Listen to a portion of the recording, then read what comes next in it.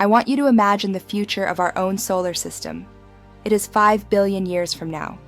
The sun has run out of fuel. It has swelled into a red giant, swallowed the Earth, and then shed its outer layers into a beautiful nebula. What is left behind is the core, a white dwarf. A white dwarf is one of the strangest objects in the universe. It packs the mass of a star into a ball the size of the Earth. It is incredibly dense. A teaspoon of it weighs 5 tons. But crucially, it is dead. Fusion has stopped. It is just a ball of carbon and oxygen cooling down in the eternal darkness. It will sit there, silent and cold, for trillions of years. But not every white dwarf dies peacefully. Most stars in the universe are not like the sun. They don't live alone. They live in pairs, known as binary systems. Imagine a white dwarf that is locked in a gravitational dance with a younger living star. They orbit each other. At first, they are safe. But over millions of years, the living star begins to age. It swells up. It expands. As the living star grows, its outer atmosphere gets closer and closer to the gravity of the white dwarf. Eventually, they cross a point of no return called the Roche lobe. The gravity of the dead star begins to overpower the gravity of the living star. The white dwarf starts to feed. It pulls a stream of hydrogen gas off the surface of its companion. It is a cosmic vampire. The gas spirals down onto the surface of the dead star, forming a glowing, superheated accretion disk. The white dwarf is stealing life. It is stealing mass. It is getting heavier. And in the world of astrophysics, mass is destiny. The dead star is waking up. The pressure on its surface is rising. The temperature is climbing. It is preparing for a second life that will be far more violent than its first. The white dwarf is greedy. It keeps eating. It keeps pulling gas from its neighbor. But there is a limit to how much a dead star can hold. This limit was calculated by the Indian astrophysicist Subramanian Chandrasekhar. It is known as the Chandrasekhar Limit. The number is exactly 1.4 times the mass of our sun. As long as the white dwarf stays below 1.4 solar masses, the electron degeneracy pressure holds it up against gravity. It remains stable. But the moment it crosses that line, the physics breaks. When the star eats that final meal, that final atom of gas that pushes it over the edge, gravity wins.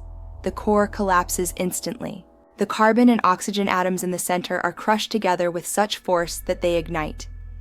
Usually, fusion happens slowly in the core of a star. It takes billions of years. But inside a zombie star, the fusion happens all at once.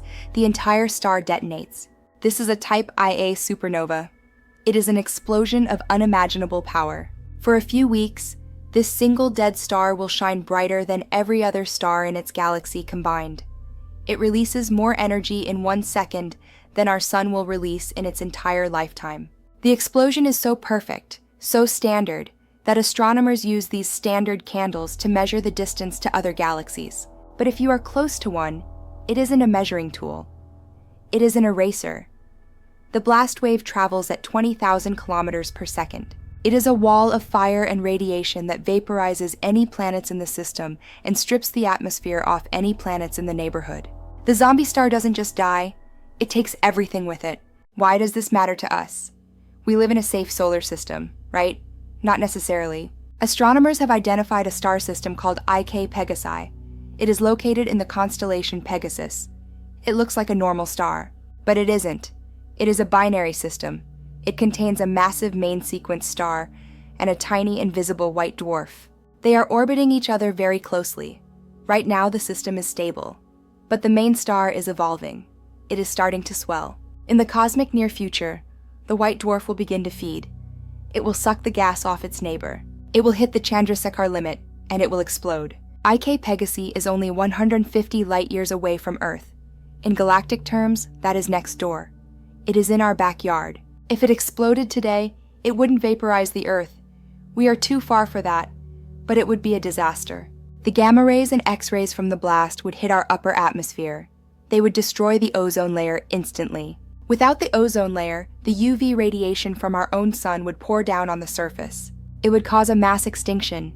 Phytoplankton in the ocean would die. Crops would fail. Skin cancer rates would skyrocket. It would be a slow, silent apocalypse caused by a star we can't even see with the naked eye. The universe is a violent place. We look at the stars and see peace. We see beauty.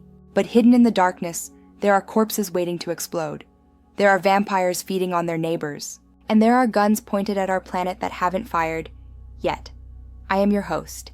Keep watching the binary systems. Subscribe.